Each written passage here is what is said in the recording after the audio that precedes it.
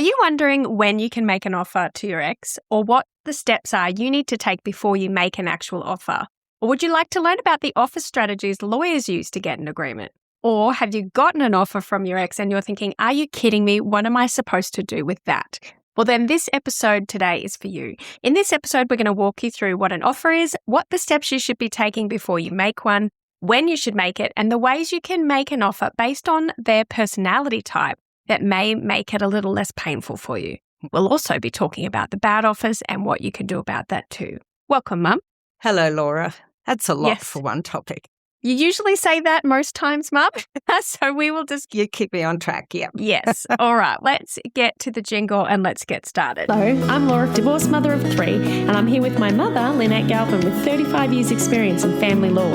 You're listening to the Divorce Course podcast. Through our candid discussions, we hope to help you through your divorce or de facto separation. We will be answering the most commonly asked questions and covering the stages and steps that you will face on your way to freedom. Mum, usually we get this question and it is like, when can I make an offer? Or we get the flip side of that is where someone's made an offer right at the start or early on because they're just negotiating emotionally before they actually understand things. So before we get started, let's talk about what an offer is really quickly, and then we'll go into maybe some things people should be considering before they make one.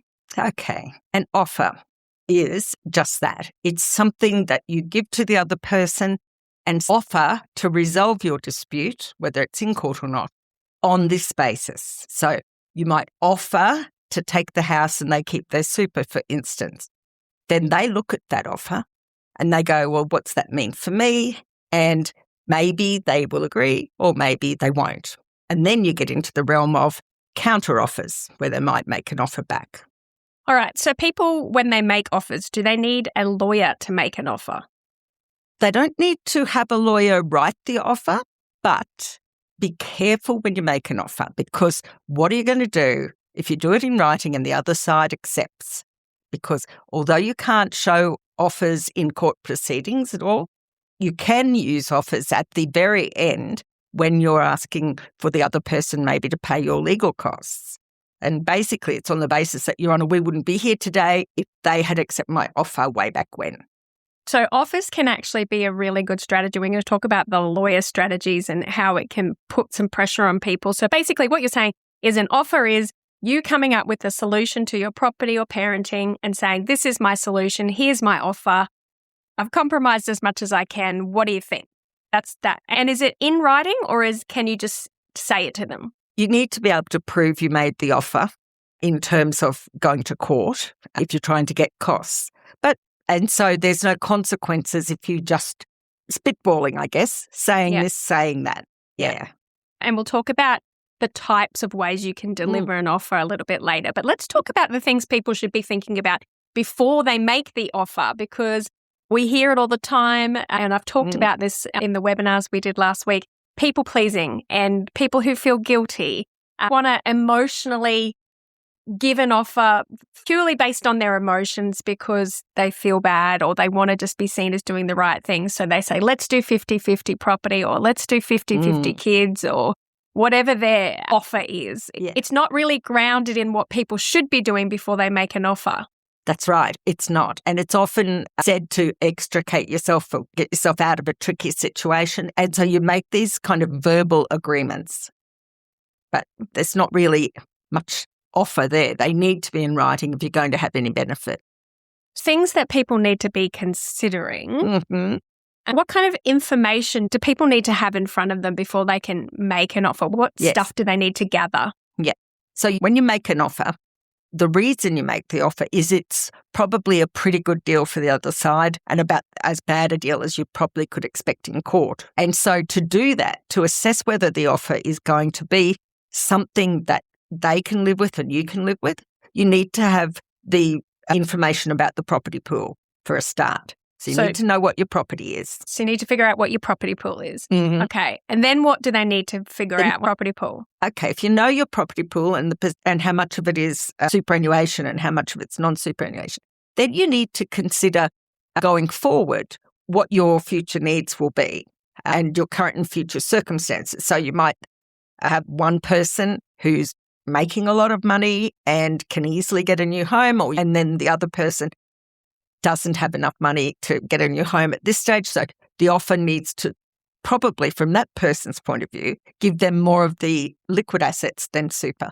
And things like that. You just have to have a rough idea of what your future is going to look like. So have a look at Section 79, 4 and 5 and Sections 90 SM in the Family Law Act, if you're de facto, just to see what you would get if you went to court and if these were the facts that the court had before them.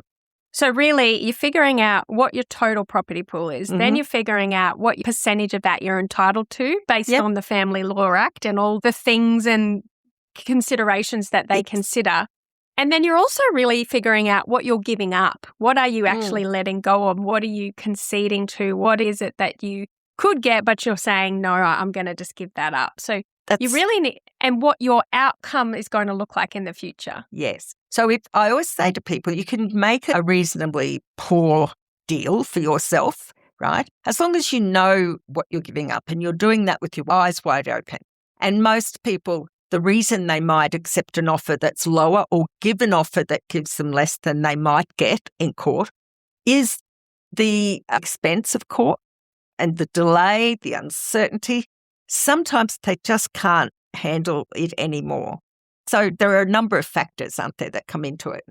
So the one I'm mostly worried about, the two I'm worried about is, yes, the ones where people just give in, they just say, fine, take whatever, I just need to get this over with. Then they're not seeing the long-term situation that we've just talked about. But the other one is the rushed offers, the rushed, hurried. Someone might say, hey, I'm leaving you, I've met someone else. Here's my proposal for property settlement. Here's my proposal for children, all in the same message or email, or booked mediation for next week. I've sorted it all out for you. Here it is, just sign. People get railroaded and they feel like they're being rushed, but then they don't want to look like they're being difficult. But Mum, do you see rushed offers backfiring? Yes, they can. They can backfire, especially if someone's blindsided by the separation, and that happens a lot. Then you can't start to negotiate property settlement on your own until you kind of process the darn thing. But if you've made an offer, even just verbally, in relation to, I'll go 50-50, I won't touch your super, let's not get lawyers involved. You've said those things. They're not in writing. They're not with legal advice. You can backtrack on those things. But the person you said them to never gets them out of their head. And so they're wanting 50-50. They're wanting you to stick to that agreement. So they're already kind of offside. So people do it, they've been doing it for decades, just saying what they have to get out safely. Yes, but really what you need to be doing is saying, I'd like to get some legal advice before I agree to anything. Yes. Or another way, without even mentioning lawyers, is just say, I've just had to take in a whole lot of information right now. I need some time to process it. Can you just give me some time? I'll get back to you. And because, Mum, if you don't understand your legal position before you accept or make an offer, it can really bite you in the bottom. It can. Look, in a lot of cases where the don't get lawyers involved and the super and everything, they've probably been to a lawyer, the other person. So they've got the advantage, but you haven't. You don't know your situation. And even if you've signed something, even if they've made you sign something or you felt you had to sign something without legal advice and not in a proper format or under coercion, possibly as a part of a long-term imbalance of power, then those things, you can get out of them, right? Unless you're actually signing a court consent order and an application for consent orders without legal advice. Be careful. You can get out of it, yeah. So practical steps to anyone listening today, the things you should consider definitely doing before you go down this offer path about when we're going to talk about offers is understand your property pool, understand what you're legally entitled to, figure out what your priorities are and what you're willing to let go of. Think long-term, not emotionally.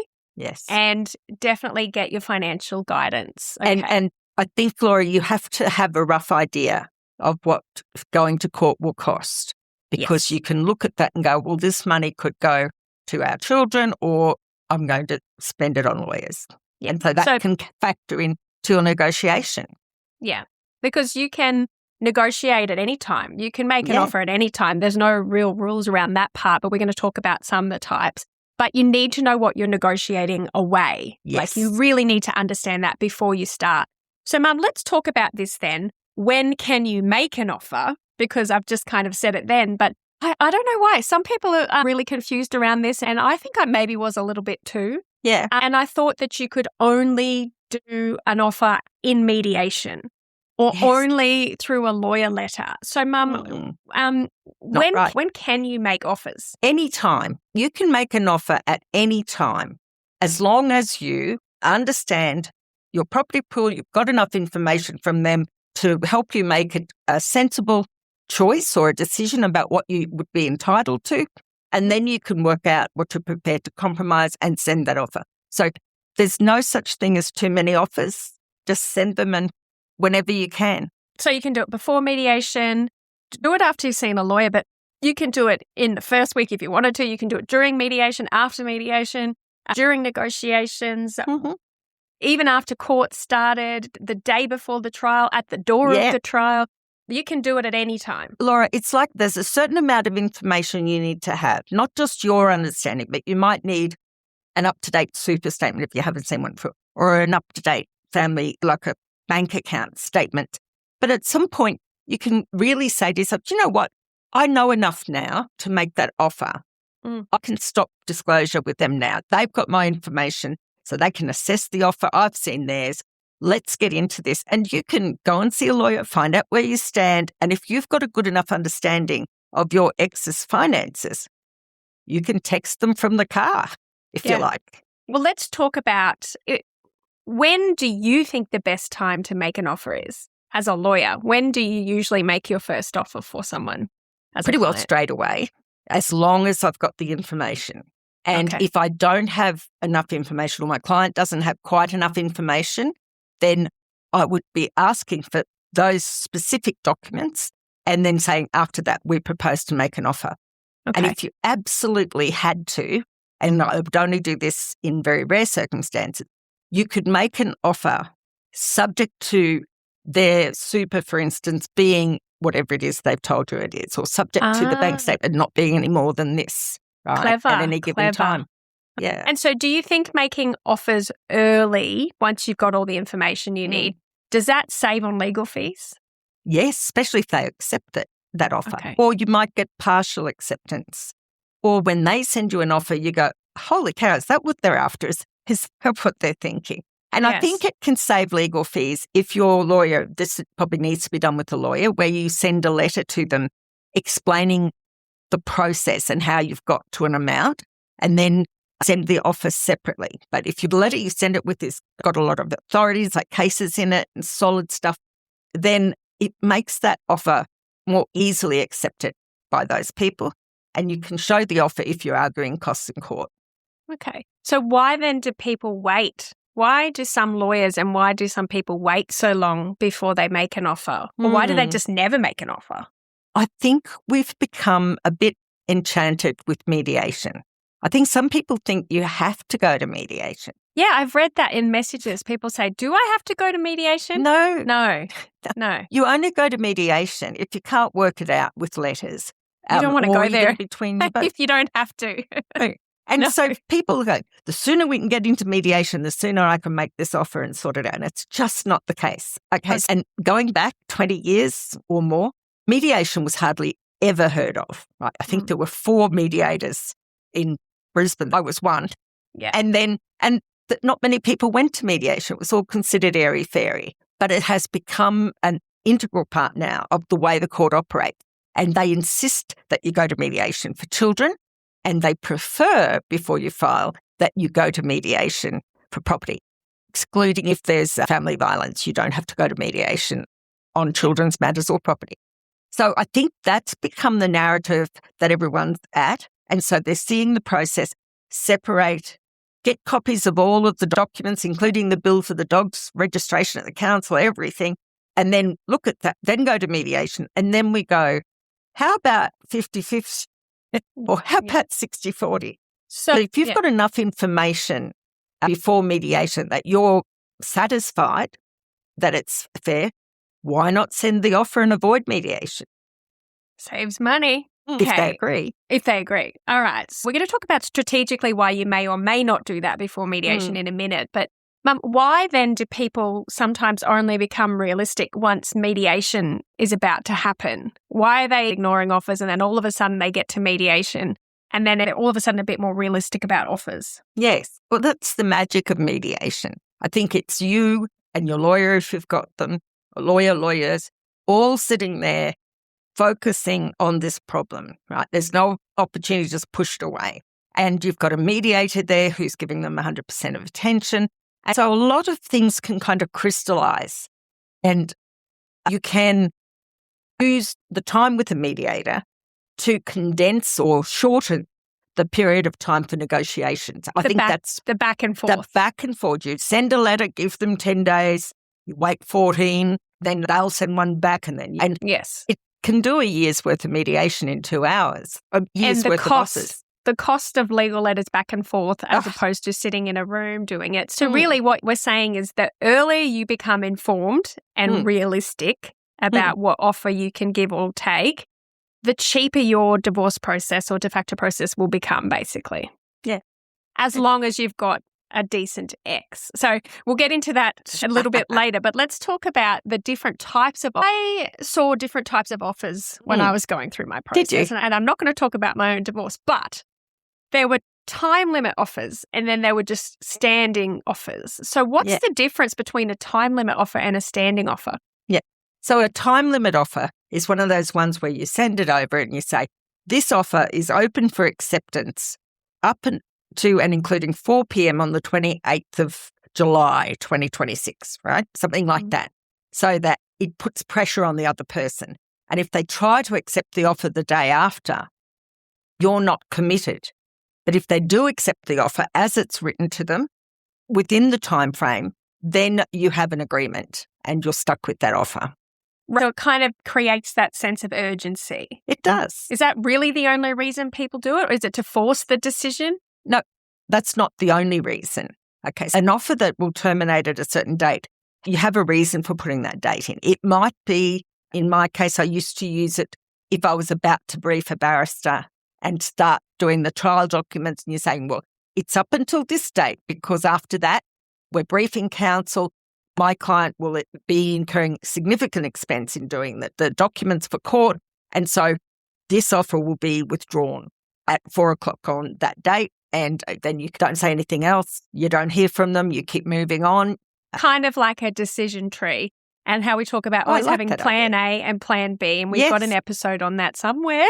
Yes. But where we talk about if you make an offer, make sure you've got your plan A into place. So if they don't accept, I'm going to brief a barrister. If they do accept, then we're going to sign the consent order. So basically, you're just kind of pushing that over to them, going, agree or else I'm moving forwards. And you do. And if you've given them a time and they haven't responded, feel free to move on to do your next stage. Don't wait a week to see if they might change their minds. You know, I think if you say what you're going to do and then do it, then every time anything crops up and you give them a deadline, they're going to go, oops, yes, well, I better do something about this. But if you're casual about your deadlines, they might not get that urgency. So you need to mean what you say and stick to it. Can time limits backfire? Yes, they can.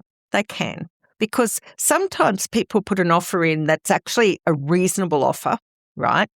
But because they get shirty or because it's costing them more to go to court, they might say, well, that's the end of that offer. I'm not letting it continue.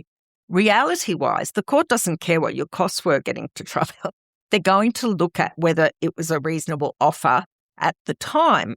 And your offer, expiring on that day as it did, is no help to you if at a later date you had an offer available for a different amount or the same amount and it was not accepted, right? So because it ends, it doesn't give you that protection of your ex having an out of the proceedings at any time by agreeing. So I'm not a big fan of those deadline offers. I prefer the other sort. Okay, well, let's talk about those. So I don't know what you call them, standing offers or just always offers. How do they work? If you give one offer and you don't give a time limit, does that just mean it's available for them to accept whenever they want at any point? Yeah, that's right. And they know that they're under the pump or under pressure and risk of having to pay some of your legal fees when they get to the other end of the case because you've made a reasonable offer and there it sits looking in the face. Now, if you have spent more money or if you found something that means your offer was too low, you can always withdraw the standing offer and replace it with another offer, which I generally used a standing offer to replace. So, for instance, you might think that your ex has lots of money in some bank account. And so you make an offer that gives you most of the assets and some to them, and they can keep their money in the bank account that you don't know about. But after a while, you may get disclosure that shows actually they don't actually have any money. I can't prove they've got any more money.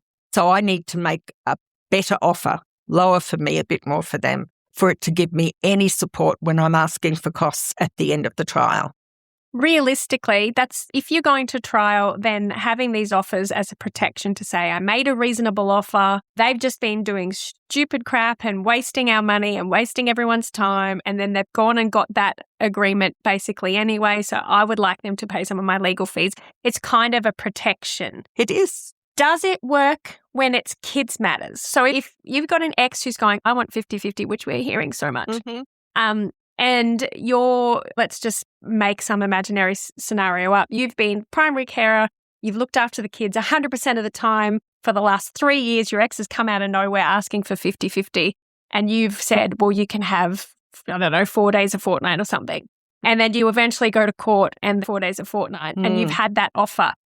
Does the court give you... It's bizarre. It's bizarre because in the family court, the legislation says that each party should be responsible for their own costs, right? And it's easy to see how a number and an offer can work in any property or spousal maintenance proceedings.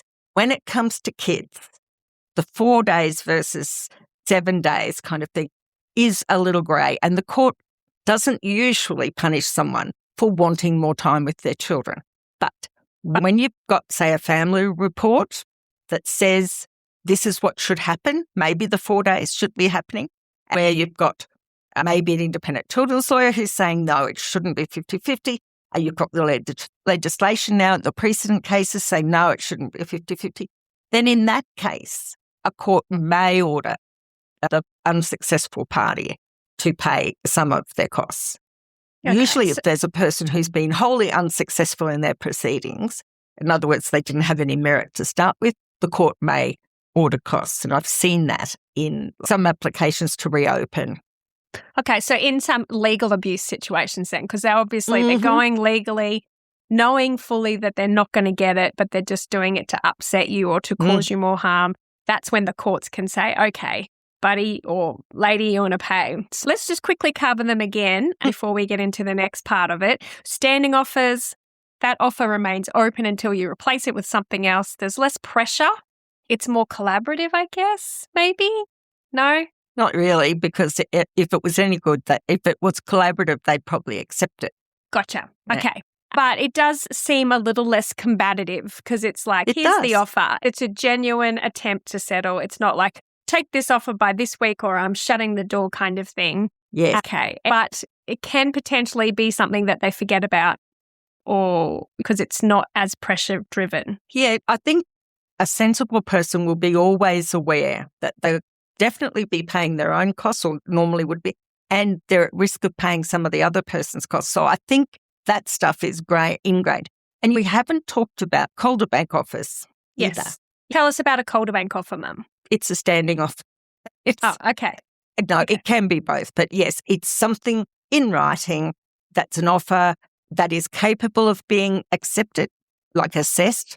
If you give them an offer, and as long as they've got enough information, they can work it out, what percentage it is, whether it's good or bad. And also it has to be clear in its terms. If it's ambiguous, it's hard for them to know whether to accept or not. But yes, it's the original way that they were using offers to ultimately ask for costs against a person.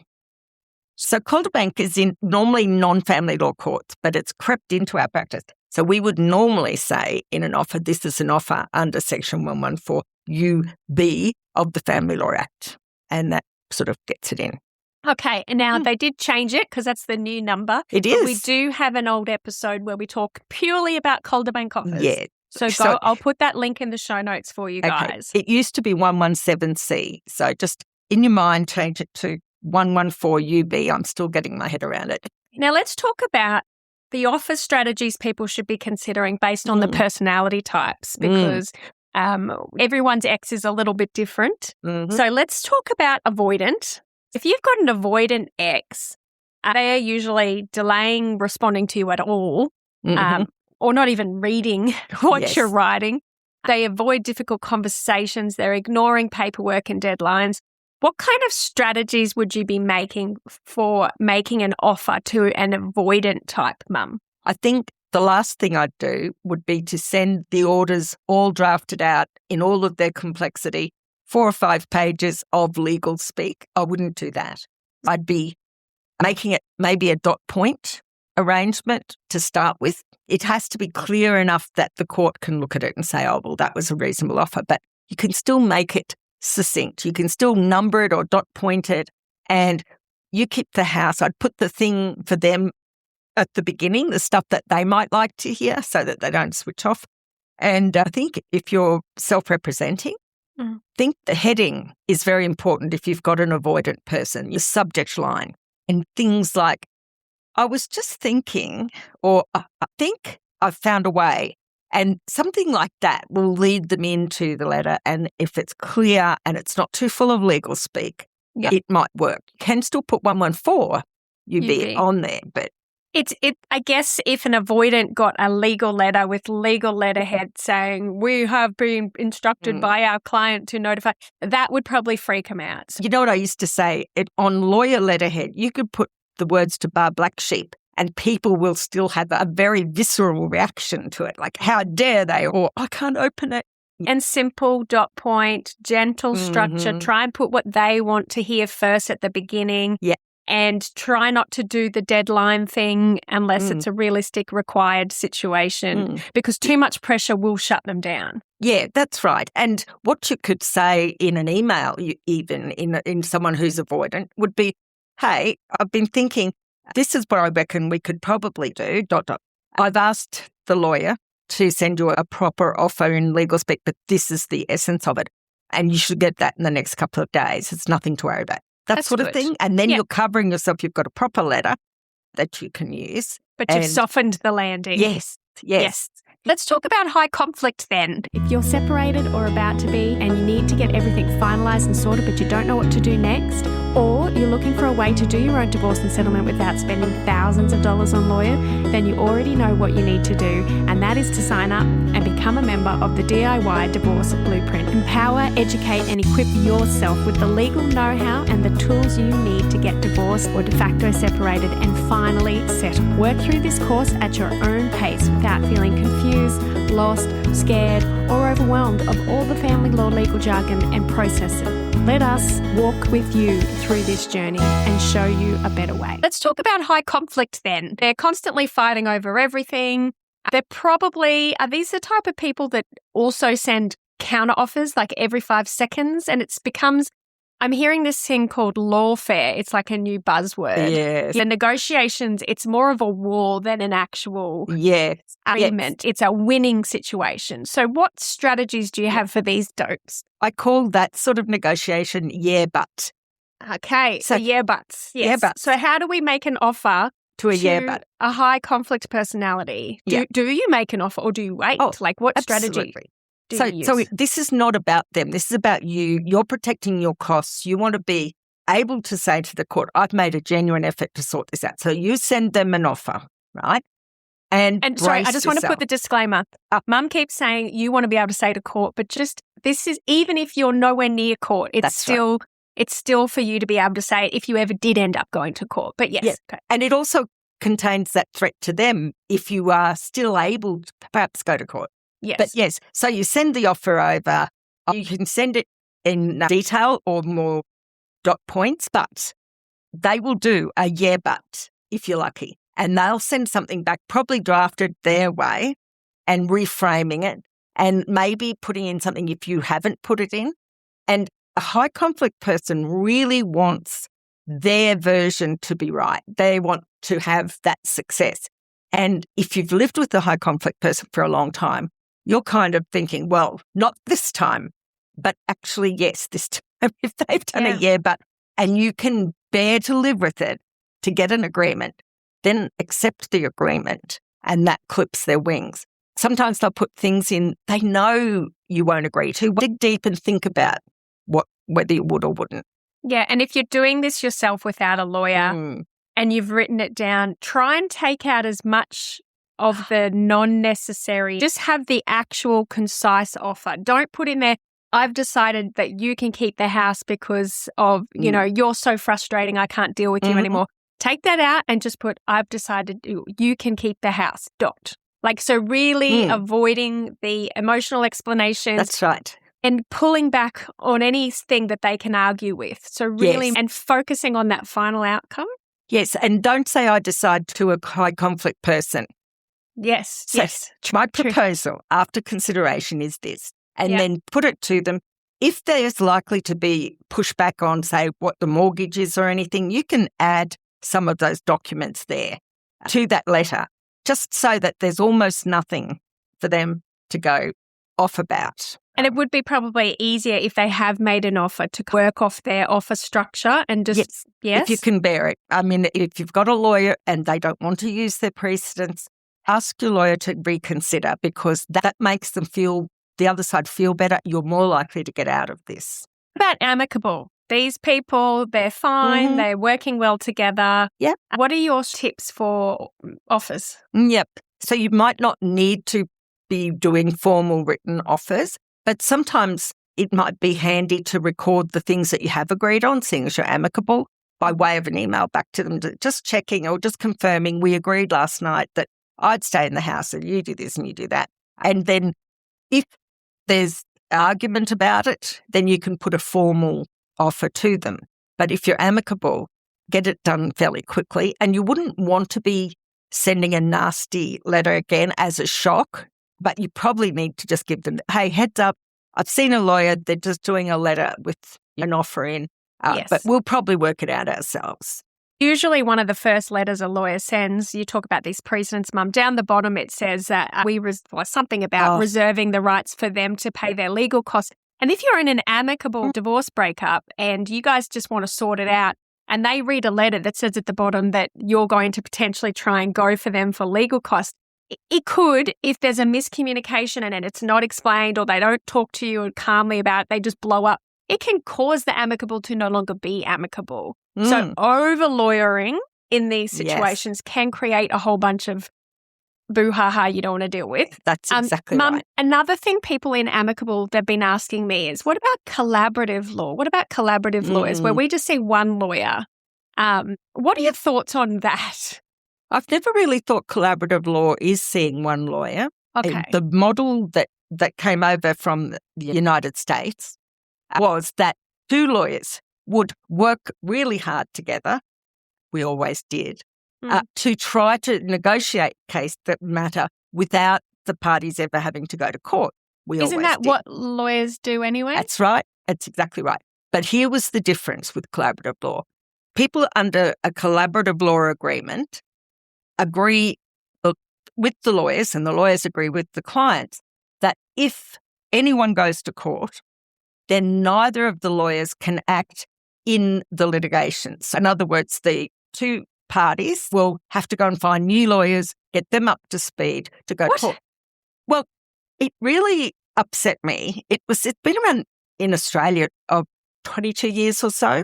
Yeah. It really upset me because it implied you weren't going to work very hard. Yes. And secondly, it was too expensive for the clients to go to other lawyers. Because once you're all in their boots and all, and you've spent $20,000 or $50,000 on lawyers, and then you go, we're stuck and we need to go to court for this one point, and they go, well, you're going to have to choose somebody else as a lawyer. Yes. And you go to another lawyer, and then you have to pay them for 6-minute increments for them to read your entire file, which could take half a day. that's another like 10 grand in the sand. So can't the lawyers go to court? Because it would, if they went to court, the lawyers took it to court, it would mean, they reckoned in the States, that the lawyers shouldn't profit from failing to agree, right? So they want them to help you reach an agreement, and they want them so committed to helping you reach an agreement that they're not allowed to act for you in court. But it just seemed to say that a lawyer would skittle the agreement normally just so they could go to court. And I don't think any lawyer in Australia, at least, would do that. So it seemed to presuppose poor motives and bad behaviour on the part of the lawyers. I wonder how many collaborative lawyers we've just upset. But Don't care. Okay, so mums, we did it. I've done the study. We had one in our. It's just not really. Well, it's is it unethical? No, I don't think so. If the parties agree, but it takes away your biggest negotiating point, which is if we have to go to court, this is what you're going to get. Okay. That aside, sometimes for Amicable, too much legal involvement can actually cause problems that weren't there to begin with. You can consider a collaborative law, but now you know what the hiccups with that is. Don't go and see the same lawyer because that means they don't have your best interest. Well, one of you's got to win and one of you's going to lose. Yes. Laura, that's unethical. You can't see both parties to a dispute. Okay. Ever. All right. I'm worried we're going to really upset people there. So with Amicable, guys, really what you're best off doing is figuring out where you stand legally, making those offers yourselves, making sure that the offer that you've made is okay and legally sound, and then getting that done yourselves. And you can do a whole bunch of that in our course as well, really easily. Do you know one other thing, Laura? I wonder if this is in something that you're thinking of asking, but sometimes the lawyers can be at loggerheads over disclosure or some case or whatever. People wonder if they can make an offer to their ex directly while their lawyers are engaged. Yes. And the answer is yes. Unless you're in a DV situation where you're not allowed to contact them, why not ring them up or text them and say, this is crazy. You've spent this much, I've spent this much. Do you want to try and sort it out? I'm thinking along these lines. And it's your case. You can agree with each other. And then I loved those calls. Good news. We caught up on the weekend and we've decided this. Can you drop the documents, please? Now, wouldn't that be ideal for everyone? But unfortunately, for manipulative and controlling personality type, we do not recommend that. Mum, these are your narcissistic, coercively controlling, horrible people. How do you go about making offers with these people? I wouldn't really waste a lot of time sending offers prior to mediation. Send one or two, put some cases in them if you need to, give them some direction, but they're not interested in settling usually. What's useful for you, they probably won't even respond sometimes to the letters. So you think, oh, why am I even going to mediation? They definitely care about their image. And if other people are watching, then if you've got that kind of person, they will all of a sudden seem very reasonable and practical and maybe will start to negotiate and actually be reasonable in front of a mediator. And also it costs them money, right? Mediation costs money. And so they've finally got some skin in the game.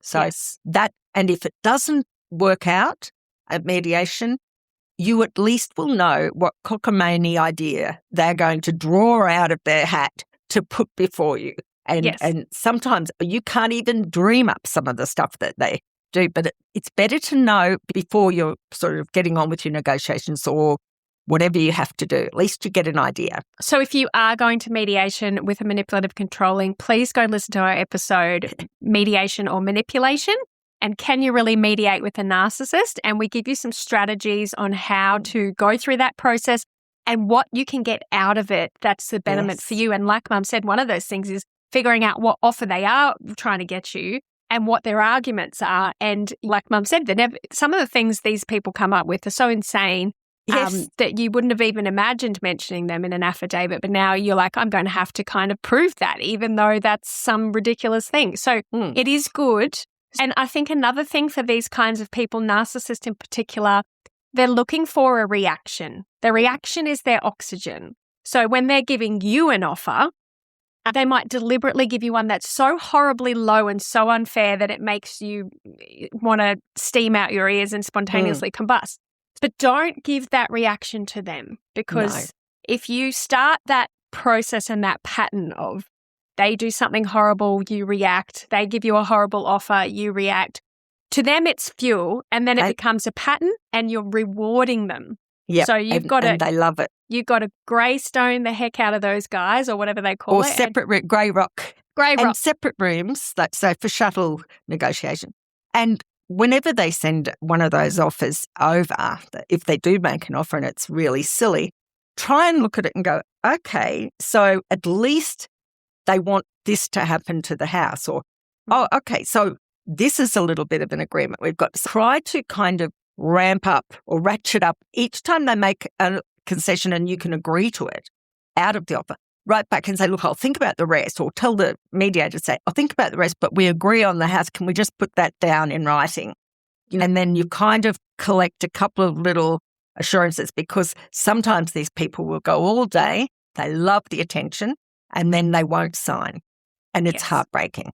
When it comes to offers with these guys, keep the emotion out of it. Yeah. Try not to do it yourself. Try and do it in a letter or an email, not face-to-face. And just keep out the emotion, keep out any facts that they can argue or manipulate. Don't say, I want to keep the house because I'm not going to be able to afford moving forward, because you're telling them now that you've got this fear that you're not going to be able to afford to move forward. They're going to take that and then they're going to use it next time they negotiate with you. They're going to use that in some way to trigger you. So don't give them any feedback, if that makes sense. Yeah. And you've been dealing with this throughout the whole relationship. You're either likely to still be a little bit vulnerable to their shenanigans, or you might be over it and completely over it. And then when they send an offer over that is actually not too bad, you see red. So they may send an offer over that's not too bad, then with a little kick in the tail about some particular item. Yeah. But it's tricky. It's tricky with them, but you will get there. I mean, there's no fun in losing when they ultimately go to court.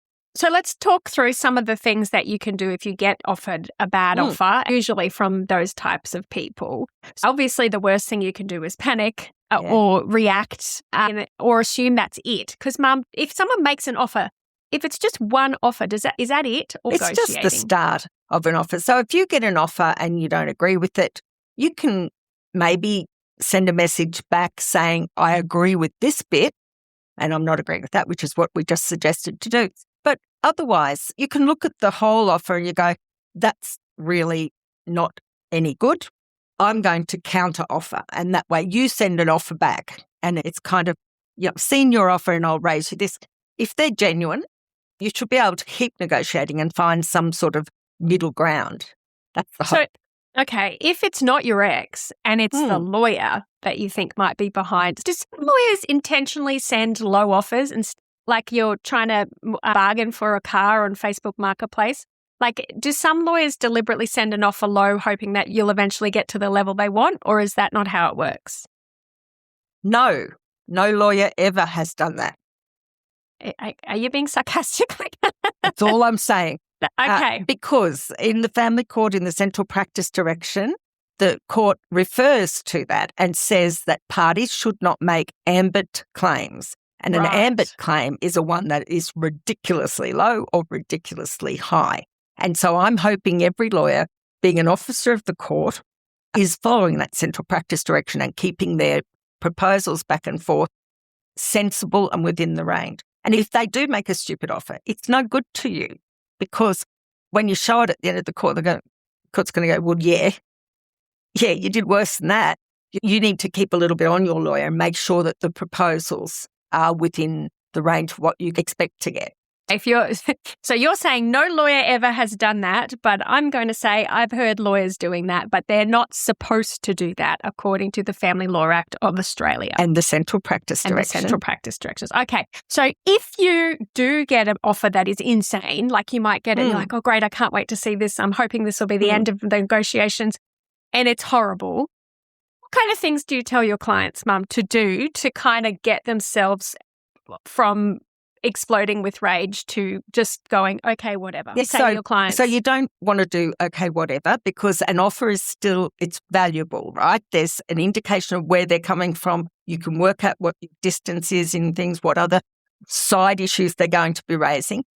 But a really good thing about an offer from the other side is that you can write back and say, could you please send me any cases or that support that claim? Sometimes the lawyers will get into a tisn't, and reality, one of them's got to be wrong, unless it's just percentages. Ask them to educate you. Could you please let me know what cases are called authorities in the legal world, right? So what is the authority? Or you can say, can you give me the case about it? Or why you think that ridiculous outcome is a thing without saying the word ridiculous. That's right. And sometimes an inexperienced lawyer may have just been doing that tisn't thing and actually not have any cases or legislation that supports it. So what you're really doing is saying to them, go and do your homework. Right. And if there is a case and if there is something you don't know, well, if they tell you, then you can readjust your expectations and keep on negotiating. So a bad offer isn't necessarily bad in negotiations for you if you pause yourself emotionally without reacting badly, don't respond immediately, get your offer, have a look at it and figure out how far apart are we? Maybe it's like 20% or 10% or whatever it is. So at least you've got some idea of where you guys are both at. And then like Mum said, find out what legal authorities, what cases are they relying on? Did you not know about them and maybe you need to change your position? Or are they just pulling it out of their butts? And you now bring it to their attention. What authority will you rely on? And then they have to rethink their situation. Yeah, that's right. And it's not a rude way of negotiating with them. Yeah. You may have to lower your expectations. Right. Because if you've got two good family lawyers, they should be able to come up to that right answer within about 10% of each other. The good news is a bad offer isn't a waste. No. Okay. Now, what are the consequences, finally, Mum, of refusing an offer? And we've kind of talked about it already. So I do think, and I was a bit like that, where I would get a legal letter. It would be like a proper fancy offer in legal words with consequences. I would panic. I would want to be seen as doing the right thing. I didn't want to be seen as difficult. And I would just be like, and then you screenshot them and then send them to me and go, what does this even mean? So can you please explain to me, Mum, can refusing an offer get you in big trouble? Sort of. If you've got enough information to assess the offer and it's reasonable within the range, then if you say no to that offer, then you are exposing yourself to being asked to pay your ex's legal costs when you finally get to the end of the trial. So you've got to be careful there. You've got to work out what 10% represents in dollar terms. Okay. In a massive property pool with $10 million, every 10% is $1 million. Well, my word, you're going to argue the point because your legal fees won't be, hopefully, not that high. You just have to consider it in the light of how much are you going to pay for legal fees, and the court is making, in the family court, the court makes lawyers tell their clients and the other side and the court at every stage what their costs are to date, what they anticipate the costs are to the next stage, and how much of it goes to trial. So you've got those numbers. So then you can work out, okay, I might get another $100,000, but it's going to cost me $50,000 to get it. So why don't I make an offer to the other side for $50,000 extra instead of $100,000 extra? No. Yeah. Okay. I think we didn't really touch on this, but we're going to touch on it now with the high conflict, but this could be anyone. Some people might be thinking, there's no point making an offer with my ex. They're going to say no unless it's 100% of the property pool or unless it's 50-50 of the kids. Mum, is it worth making offers just to make it clear for everyone, even if you know in your heart that your ex is going to reject it? Yes, it is. And the court gets you to sign or lodge a document called a genuine steps document that says, have you tried really hard to sort this out? And of course, the court is looking. There are times when you have to make compulsory offers. The court makes you to make an offer. So it's not about them. It's about you doing the right thing at every stage, and then let them be themselves. So offers can really impact definitely your legal costs, because if you're negotiating and no offer is ever made, it's not really a way to measure how far apart you are. You don't know what their arguments are, and it can just be a very expensive battle. And you're required to make offers. And offers can impact your negotiations later. They can impact your court outcome if you have to pay costs, if you ever end up going to costs. Yep. Can I just make it clear? You're not allowed to give the court any evidence of settlement negotiations, that is, any offers, right? Yeah. And so that all stays on the down low. And the court does that so that people feel free to make offers. Oh, well, all right, instead of 100,000, how about 80,000? Oh, no, I'm going to give you 90,000, that sort of thing. But your application to the court might ask for $120,000. And if they were able to say to the judge, look, she was only going to accept 90,000 last week, that would derail the process. You would never make an offer and you would never put yourself in that position. But by keeping it out of the eyes of the court, making it absolutely inadmissible in the eyes of the court, the judge doesn't see that activity. No one can give evidence about it until it gets to the question of costs. Until you've got your final orders, until you got your final verdict, then you can go back and say, I offered this 2,000 years ago before I spent 250,000 in legal fees. So and they can make an oral application for costs as soon as the judgment's handed down. Offers can show your credibility and your reasonableness. So it's really a paper trail to save you if you do end up going to court and ending up getting what you were asking for way back when in legal fees if you've got an unreasonable X. Yeah, you won't get all of your costs usually. If anyone files ever their documents in court, they talk about indemnity costs. The wife pay the husband's costs on an indemnity basis. The husband pay the wife's costs. And people freak out about that. That's kind of just a little thing everyone puts at the bottom of their applications, kind of reserving their space, I guess, to have those costs. Indemnity costs is not something that's commonly ordered. You should never expect to receive indemnity costs. But just so you know, indemnity costs are when the court says that the other person has to pay every single bit of your costs, everything you've spent to get to a certain point. And that hardly ever happens. It would have to be extraordinarily bad behaviour for that to happen. So it's just some of your costs. Now, you can go and listen to that episode, Calderbank Offers and Costs, and we explain all of that in there. But really, Mum, what we're trying to just point out that offers aren't the end of the process. Offers can be, they're part of the process. They're scattered in between as you're negotiating, as you're getting your information, making sure you've done those steps we talked about at the beginning before doing it. But it's all about getting to that final outcome. But it doesn't necessarily mean the first offer you get is going to be the only offer. And it doesn't mean the first offer you make is going to be your only offer either.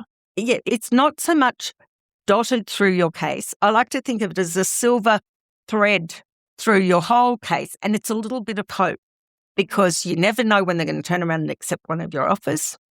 Yeah. And if you're making offers, at least you're still hoping, or there's a chance you will never end up in court or in trial. I used to do mixed martial arts, and one of the things you could do is tap out. You could just tap and they'd let you out of their stranglehold or whatever. And it was a kind of like it was always it's okay, this isn't too bad, I can always tap out. So I guess having an offer there for your ex at any point, you might think they might not accept it now, but they may accept it later when they realize you've got them in the ring. They've always got that option to tap out. So having an offer, like you said, Mum, it's that hope. And it's that get out card. So, Mum, is there anything you would embroider on a cushion? I'd embroider it in silver thread, and an offer is always appropriate. Okay, there we go. Is that too long for our cushion? Well, that's probably the shortest one you've came up with in a long time, Mum. I think it'll be fine.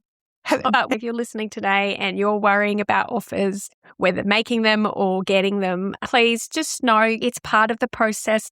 Try and keep your emotion out of it, which is impossible to do, I know. But when making these decisions, it has to be based on the facts and what you're going to be dealing with in the future. Please don't make them based on feeling guilty or feeling angry because those emotions are never going to play into making sure that your future is the best it could be for you. So I love that. Thank you, Mum, for your time, and good luck to everyone who's going through this. Just a quick reminder, our course is open for enrollment. We take you through the process on how to prepare the offers, how to actually email the offers based on your personality types, how to get all that information, how to go see a lawyer to check it's okay. That is open. We close doors on the 10th of June. It is only available for a certain amount of times during the year because we want to hold our members and help them through.